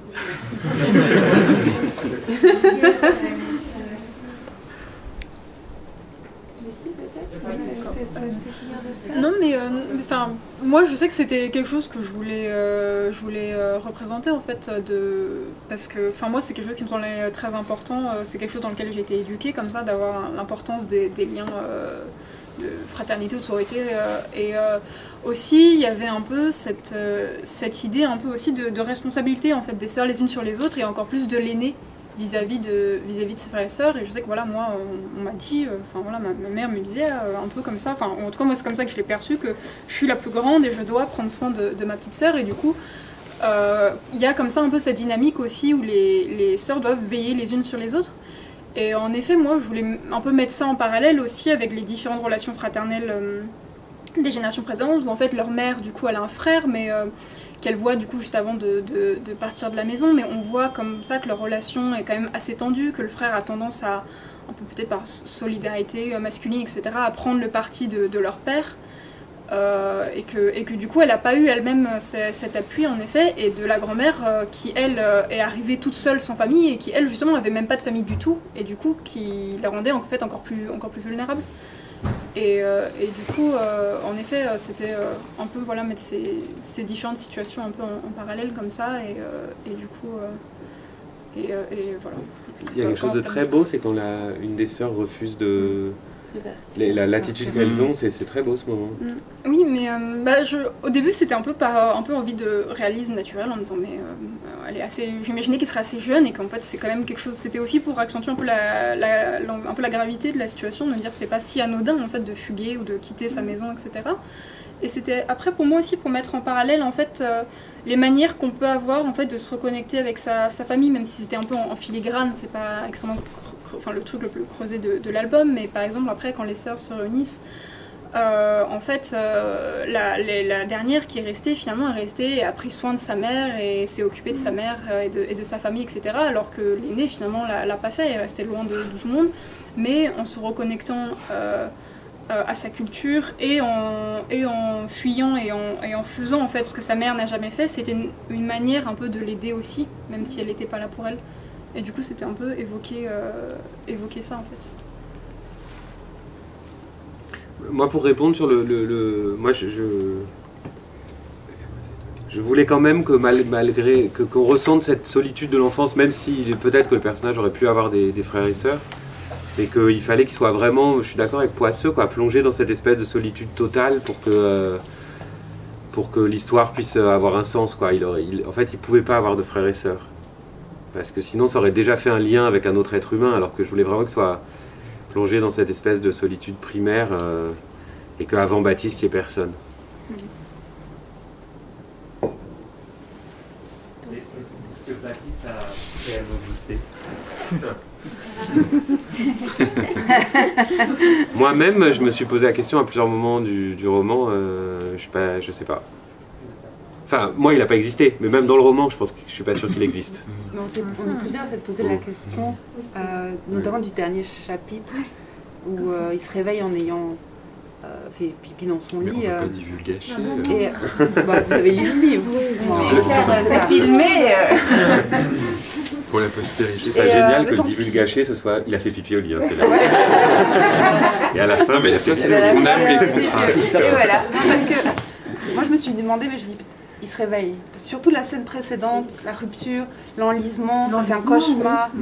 Et en fait, je me suis posé la question, et après, vu comme vous en parlez, je me dis, mais en fait, non, mais c'est... et c'est en relisant... en tout cas, ce serait horrible s'il n'existait pas. Ouais. Oui, mais ça ne me surprendrait pas, et en même temps, je suis pas sûre que ça serait si... Non, moi, c'est grave, parce qu'un ami... Enfin, ça peut aussi combler... un manque, et parce que page 51, quand il nage, il se jette à l'eau et du coup il montre comme c'est difficile de reprendre la brasse parce qu'à chaque fois il faut recommencer le geste, donc ça c'est assez amusant, mais comme l'aigle sur la plaine, je volais à grande brasse sentencieuse au-dessus des forêts d'algues, avec toujours Baptiste en balise, ouvrant le chemin ou fermant la marche. Baptiste, nageant derrière moi, me venait cette idée que je l'avais inventée.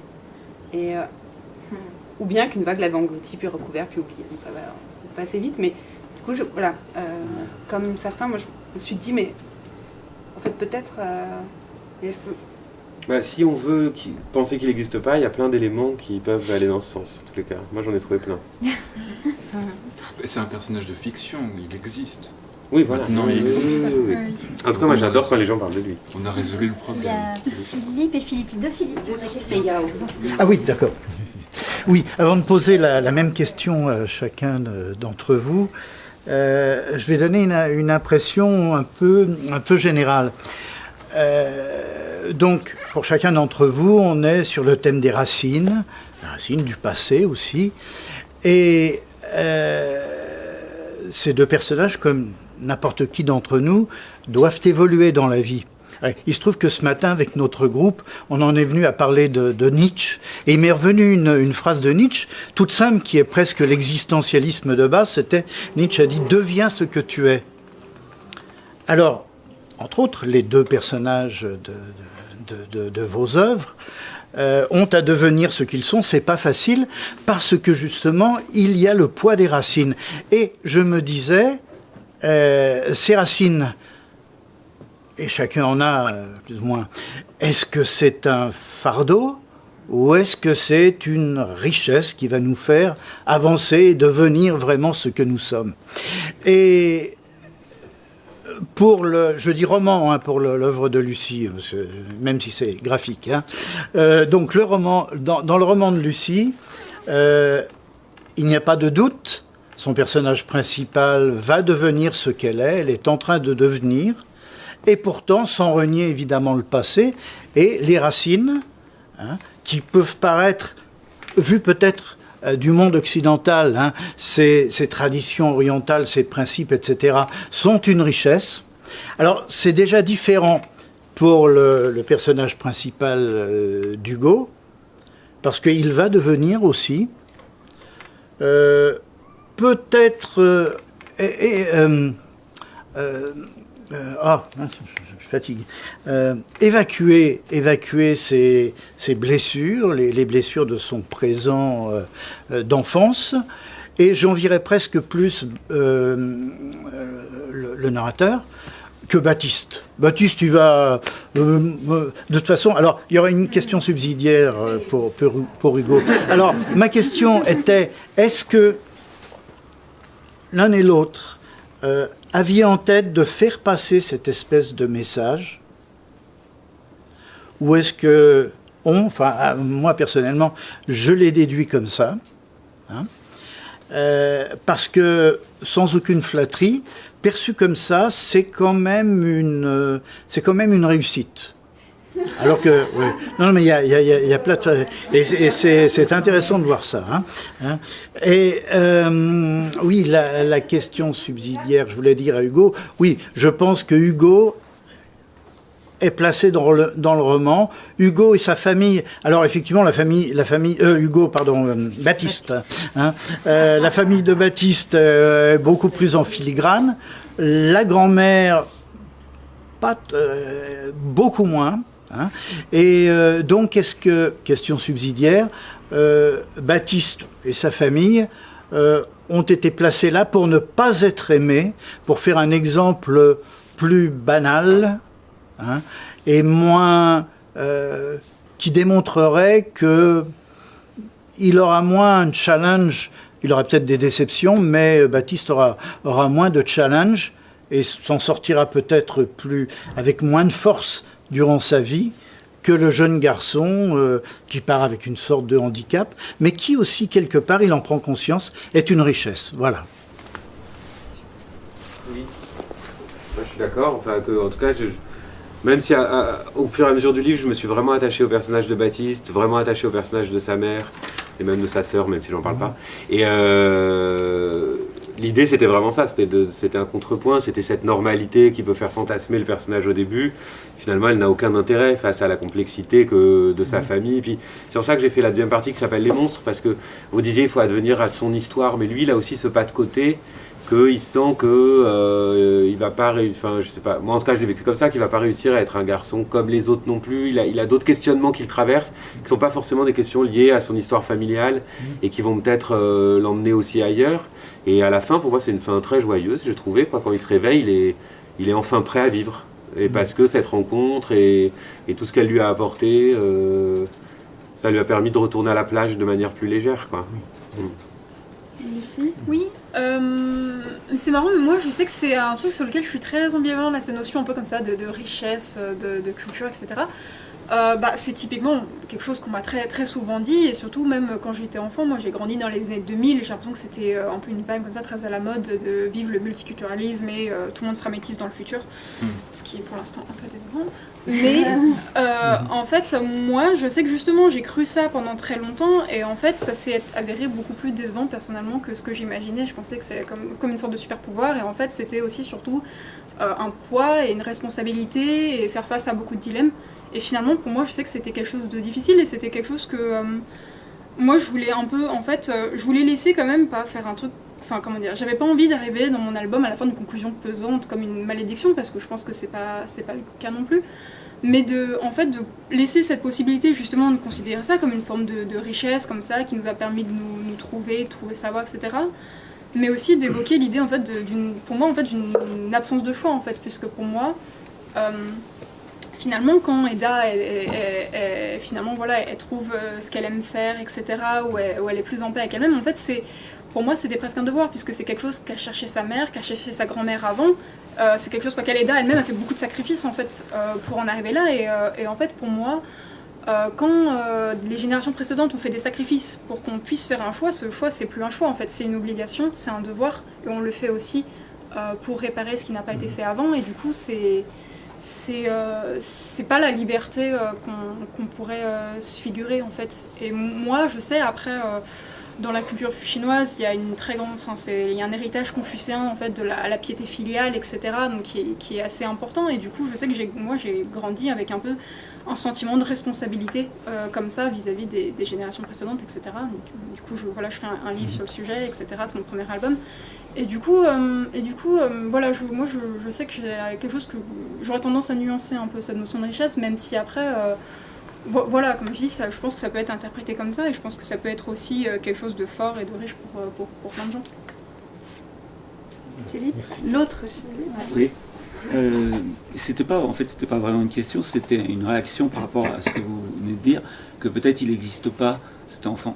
Et alors moi, je veux surtout pas qu'il n'existe pas, parce que par rapport à la Shoah, par rapport à tout ce qui nous fait ressentir des spoliations, le personnage qu'il est avec la grand-mère, la tante, donc moi voilà, c'était juste, c'était pas vraiment une question, mais quand vous avez dit ça, non, c'est pas possible. Vous pensez qu'il peut pas exister? Le narrateur, il existe. Hein. Non, Baptiste. C'est Baptiste. Oui, mais... Non, mais il existe aussi. Enfin, pour moi, les deux réalités peuvent coexister, quoi. Oui.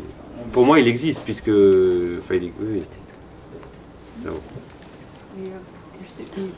Une question... Moi, j'ai eu la réponse. D'accord. En fait, elle est venue là, dans ce qui a été dit. Et moi, j'aurais une question par rapport à ce que vous disiez, Hugo, et une question après pour Lucie. Quand vous parlez de votre... on s'entend parler de votre ouvrage, on a l'impression qu'il y a plein de choses qui existent. C'est-à-dire qu'il y a une histoire beaucoup plus grande dans votre tête ou dans vos cahiers, et que nous, on a une version que vous avez bien voulu nous donner. Et on s'en réjouit, hein, on a tous beaucoup aimé.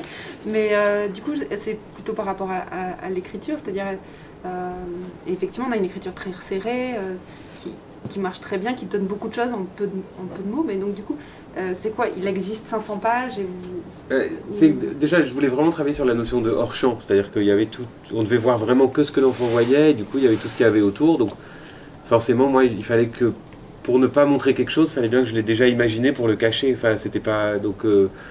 Et puis je vivais avec le livre, donc toute la journée j'y pensais, moi, à Baptiste, et après, il y a la question des scènes coupées. C'est-à-dire que j'écrivais des scènes, et puis finalement, non, c'était lourd, ça servait à rien, j'avais pas besoin de rajouter. Et donc il y a eu plein, pour moi, de versions qui ont disparu, quoi, parce que j'ai décidé que c'était pas la peine de les emmener là, ou d'aller acheter des pains au chocolat, je sais pas où et tout. Mais tout ça, pour moi, ça a étoffé les personnages, quoi. Par exemple, j'avais fait une scène avec la petite sœur de Baptiste, et je l'aimais beaucoup, mais je trouvais que ça alourdissait. Mais du coup, je l'aime quand même beaucoup plus, parce qu'il y a eu toute cette scène que...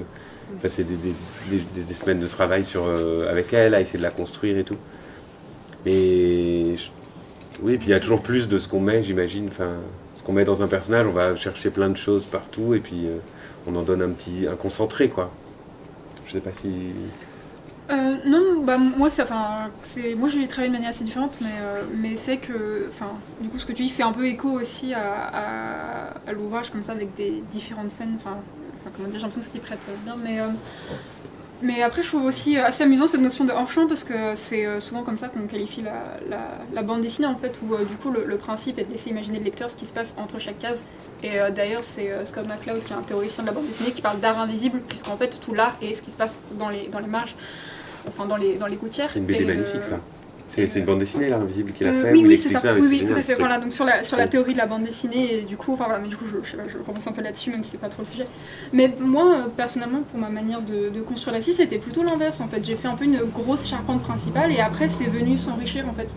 Où du coup, au début, j'avais l'idée de la trajectoire de base en fait des filles, et un peu voilà l'idée du début, l'idée de la chute, et après.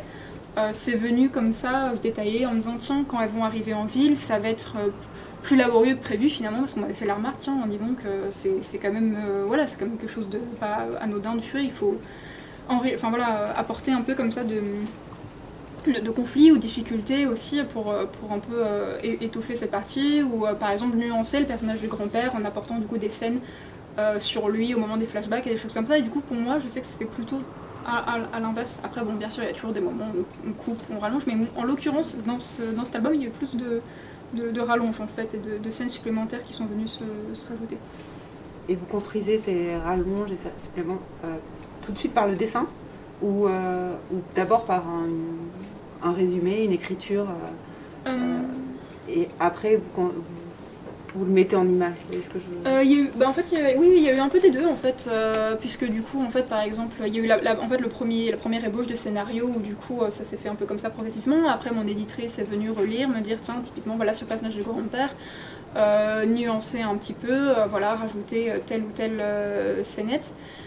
Et après, au moment en fait, entre le scénario et le dessin, il y a l'étape du découpage, du storyboard, où en fait il y a, en gros, consiste en faire un croquis de la planche avec la question du rythme. Ça compare un peu au montage par exemple, il y a aussi cette étape de storyboard dans le cinéma en fait, de se dire qu'est-ce que je mets dans quelle case et combien de pages ça prend, etc. Et voilà, et du coup à ce moment-là en fait, du coup oui, il y a eu des fois où je suis venue me dire tiens finalement là cette double page on va plutôt s'étaler sur telle discussion, par exemple entre la grand-mère quand elle est jeune et sa belle-mère, voilà c'est arrivé en cours de route, je me dis tiens finalement on va prendre le temps d'avoir une discussion entre elles, etc. Et du coup voilà ça s'est fait en fait comme ça à diverses étapes en fait de l'album. Une question sur les escaliers justement. J'ai oublié. On a tenu des pages un peu similaires, et je crois que vous lui avez... j'écoutais pas ce que vous disiez, mais j'ai entendu que vous parliez d'escalier. On a été assez marqués justement par... Donc là on est... l'escalier de la maison en fait, qui marque le retour, la fuite, qui occupe des places. Là on voit, c'est juste dans un coin, et on regarde vers le haut, et en même temps là c'est le départ, avec ces marches, et on voit, elle les traverse. Et je voulais savoir ce que vous laissez, voilà, ces inscriptions du dessin de construction, volontairement. Est-ce que c'est une façon de marquer cette... là, on les retrouve... Pour moi, il y avait plusieurs intentions. Il y avait très prosaïquement la notion un peu de discrétion, puisque c'est des personnages qui fuient comme ça, souvent à l'heure un peu de la nuit ou de la sieste, etc. Et donc il y a un peu cette idée de fantôme silencieux qui ne doit pas faire de bruit sur les lattes les marches de l'escalier. Il y avait aussi l'idée un peu d'une maison qui est hyper prégnante en fait. Je voulais que comme ça tout, il y ait du papier peint un peu étouffant, etc. Et que la maison est tellement présente en fait que les personnages sont un peu effacés par rapport à elle en fait, et comme ça elle transparaît au travers. Et du coup après oui, un peu cette idée de fantôme un peu comme ça, puisque du coup il y a un peu cette redite avec les différentes générations, et des personnages qui un peu s'effacent pour laisser place un peu juste un symbole de fuite qui un peu à traverser les générations en fait, comme justement de tradition familiale de fuite en fait. Et du coup c'était un peu évoquer tout ça, puis après voilà c'était aussi des choix esthétiques aussi, très simplement de structure du dessin, des choses comme ça. Des questions. Oui, au fond. Merci.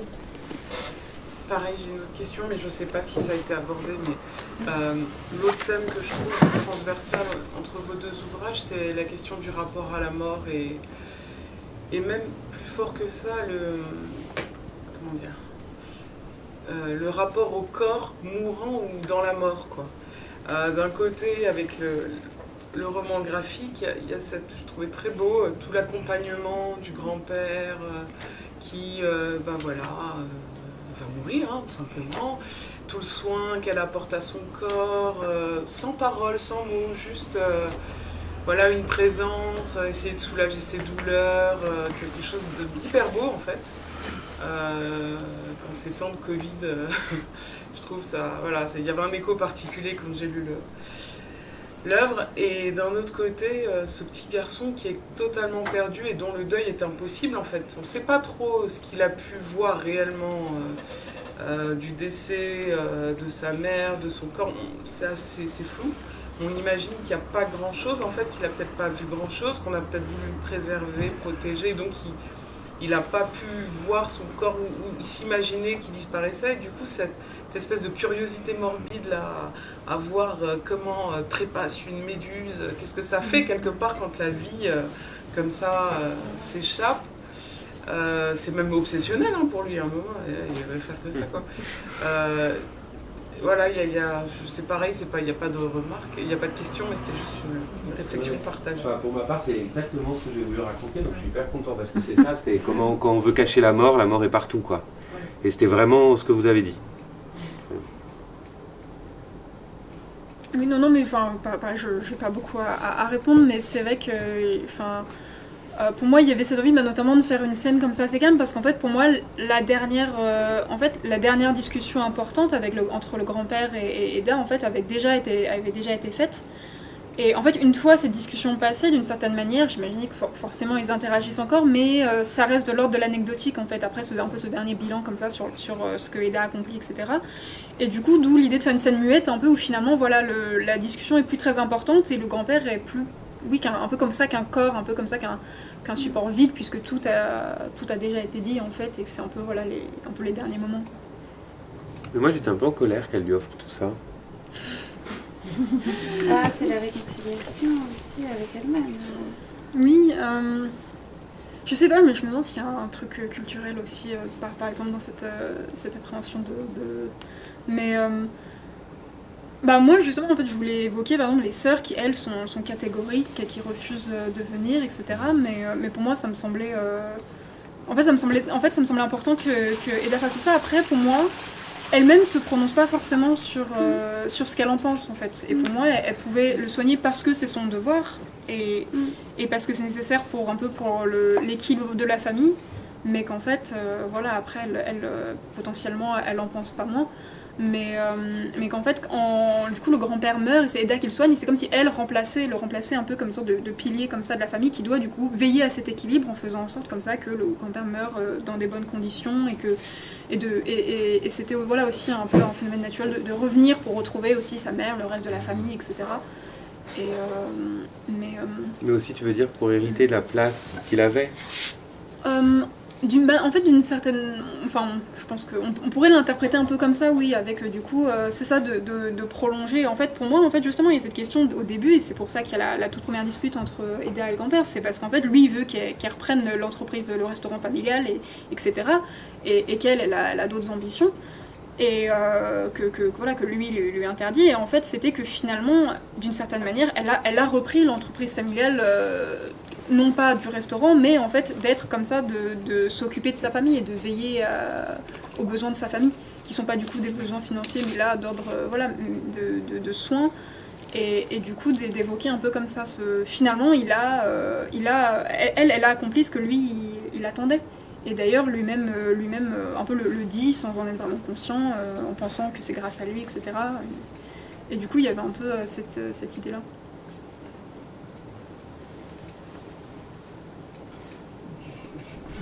Je voudrais poser maintenant une question à chacun aussi sur la forme. C'est le moment où on reste encore sur le fond.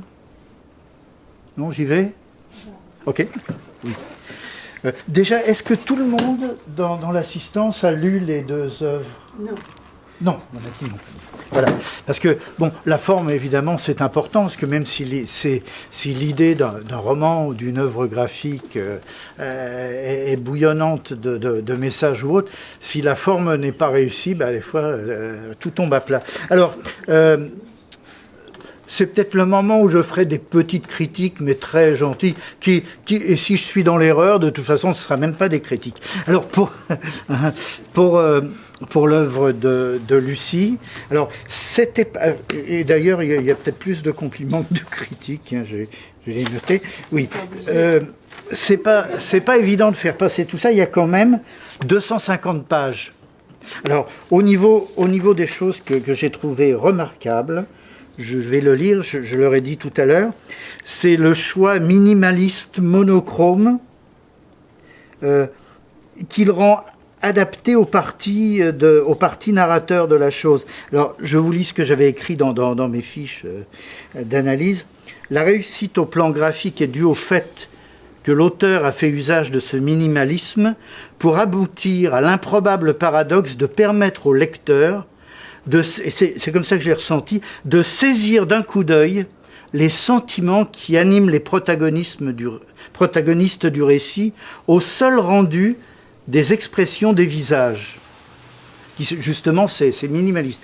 J'ai été très étonné de voir que les accentuations des yeux ou des sourcils, de la bouche, finalement collent parfaitement à un moment donné, qui est celui qui est dans la bulle, hein, de ce que pourraient penser les différents protagonistes. Alors, par contre,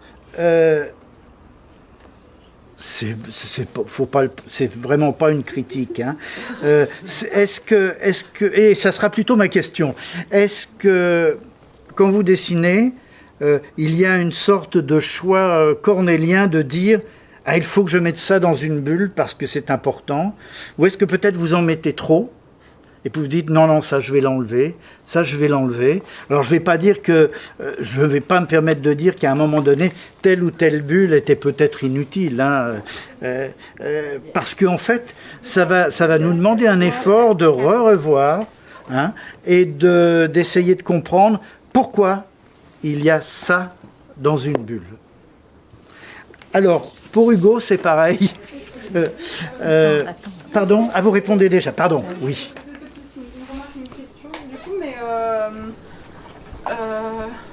Non, je suis contente si, comme vous êtes touchée par les expressions des personnages, etc. Mais après, en fait, vous parlez du choix pour que je sois sûre de comprendre la remarque, des choix narratifs de ce qui est montré dans les cases, c'est ça? Oui. Et vous trouvez qu'il y en a trop? Non. J'ai pas très bien compris. Non, mais c'est pas de souci. Hein, c'est vraiment très minime ma remarque. Hein, c'est de dire, à un moment donné, vous posez-vous la question, telle bulle, avec ce que j'ai mis dedans, était essentielle pour mon récit. Donc vous avez pensé chaque... Oui, mais en fait, comme je disais, en bande dessinée, en fait, entre le, c'est un peu un prisme, mais entre le scénario et le dessin, il y a cette étape comme ça du storyboard où il y a cette question qui se pose en fait de combien de cases va y avoir dans la page et qu'est-ce qu'on va mettre dans les cases et sous quel plan, un peu comme ça, quel angle de caméra entre guillemets on va le montrer. Et du coup, voilà, à ce moment-là se pose cette question et du coup, oui, c'est toujours un truc qui est réfléchi. Après, moi, dans cette BD, et en général, moi, j'aime bien avoir une narration qui est assez lente et assez contemplative et du coup, c'était le cas dans cette BD, en fait, de faire passer des émotions, des actions par des moments où il y a peu d'action en fait et de montrer un peu aussi des cases d'environnement, d'ambiance, etc. Moi c'est un rythme que j'aime bien lire et que j'aime bien comme ça utiliser pour raconter.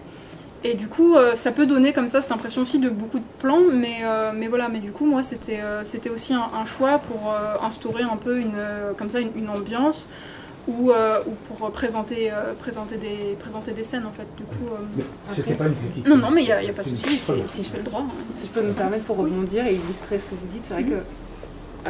alors c'est une qui n'est pas paginée, je pense que c'est volontaire, c'est la page 143. Je ne suis pas occupée de la pagination. Ah d'accord, c'est pas décidé, mais en tout cas il a dû... Enfin, quand vous parlez d'ambiance, c'est-à-dire là elle rentre à l'école de médecine et ces 3 premières cases de ce chien qu'on dirait un loup, et on sent peut-être l'angoisse qui lui saisit le ventre Enfin, je sais pas. En fait, il y a quelque chose d'assez... d'assez... plein d'interprétations. Oui, Mais oui, en c'est fait, ça. non, moi, très prosaïquement, en fait, je voulais évoquer un peu une idée un peu de temps qui passe, avec du coup des plans que j'imaginais proches de l'école, en fait, et avec comme ça le sol qui change, et il y a différentes actions qui se passent au même endroit. Un chien qui passe ou des feuilles qui tombent, et c'était un peu évoqué comme ça, un peu aussi les feuilles mortes, ça m'évoquait un peu la rentrée scolaire. Et c'était pour évoquer ces différentes choses, et après, du coup, je pense que ça peut s'interpréter de plein de manières, mais j'ai fait souvent, en fait, une manière d'introduire des scènes avec des gros plans, des plans sur des détails pour ensuite un peu élargir à la scène. Et du coup, souvent, j'aimais bien mettre du coup, dans ces gros plans des petites actions qui se passent. Donc, par exemple, on a un moment où on retrouve Eda quand elle est à l'hôpital, et en fait, on suit d'abord une abeille qui vole et qui va se poser près d'un patient. Et du coup, ça faisait un peu aussi une sorte de motif récurrent comme ça, d'avoir des petites choses qui se passent en arrière-plan. C'était un peu pour aussi un peu apporter un peu de vie entre guillemets au décor qui est autour, mais voilà. Et du coup voilà, c'était aussi évoquer un peu une ambiance où voilà, on imagine un peu plus quelle saison c'est ou ce genre de choses en fait. Donc c'était un peu ce type de détail. Voilà. Je suis désolée d'interrompre, mais je devais rappeler à Claire qu'il y a un train dans une heure, qu'à 21h on essayait de clore la rencontre et puis de poursuivre par une conversation un peu plus informelle. Donc Philippe, c'est à toi, mais tu sais que tu dois être concis. Toutes les bonnes choses ont une fin. Oui. Alors en ce qui concerne Hugo, alors c'est pareil, il n'y aurait même pas l'ombre d'une critique, mais plutôt une petite demande d'explication.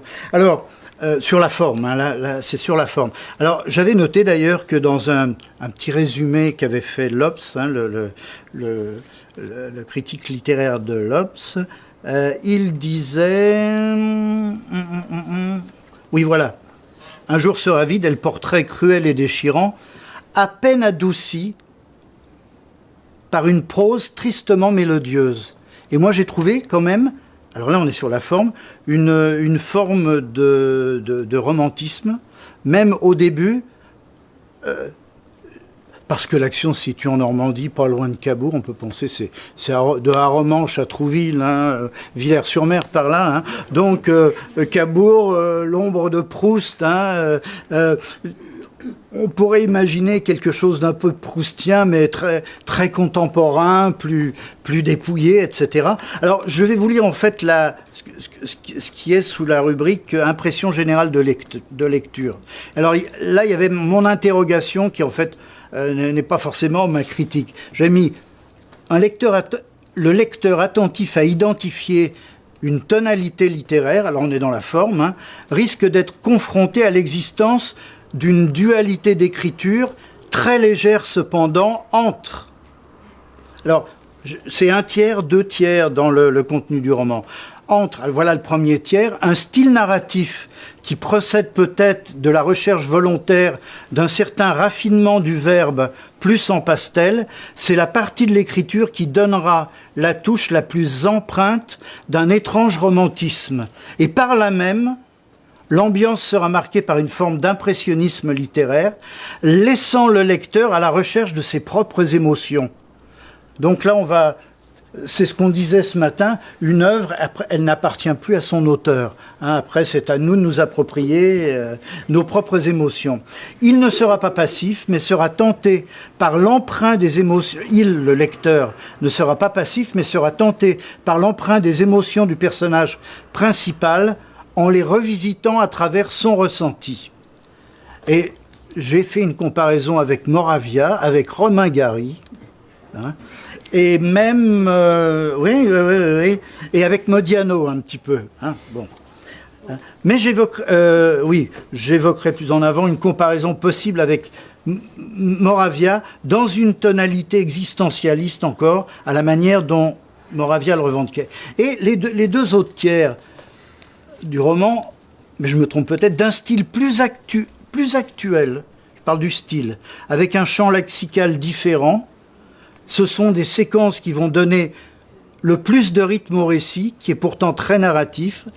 Et j'avais écrit, alors cela a peut-être l'inconvénient de créer un cheminement, j'ai dit disruptif, hein, dans l'acte de lire, dès lors où on côtoie des empreintes différentes, qui peuvent tantôt évoquer donc Proust, Romain Gary, Modiano, et l'on ne peut cependant parler de manque de cohérence dans le style, bien que des changements de ton se remarquent. Alors, est-ce que c'est volontaire? Est-ce que, après un quart, un tiers du roman, le style est différent, quoi qu'il n'est pas si différent que ça. Mais c'est pas exactement la même écriture, j'ai l'impression.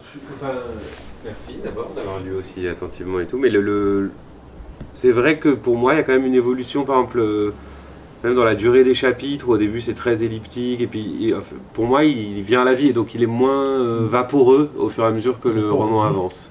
Et je voulais quand même qu'on arrive à quelque chose, il rentre plus dans le concret.